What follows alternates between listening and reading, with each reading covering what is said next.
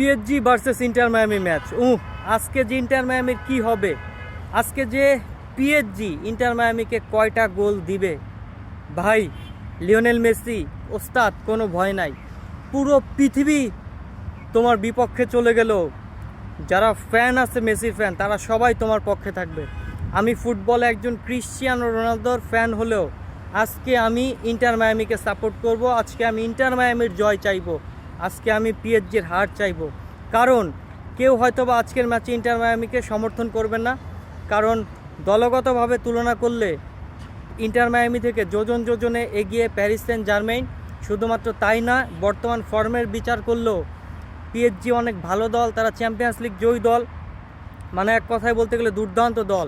কিন্তু দিন শেষে আমি রোনালদো ফ্যান হয়েও আমি কেন ইন্টার মায়ামি সমর্থন করব? দিন শেষে আমি রোনালদো ফ্যান হয়েও কেন আমি লিওনেল মেসির জয় চাইব?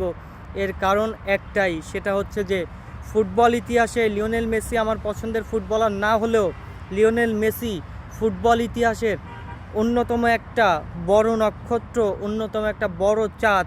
ফুটবল ইতিহাসের একটা বড় গ্রহর নাম লিওনেল মেসি। মেসি রোনালদো তারা দুজনেই ফুটবল ইতিহাসের বড়দের বড় গ্রহের একজন তারা। কিন্তু দিন শেষে এই পিএসজি ফুটবল ক্লাব যেইভাবে লিওনেল মেসিকে অপমান করেছিল,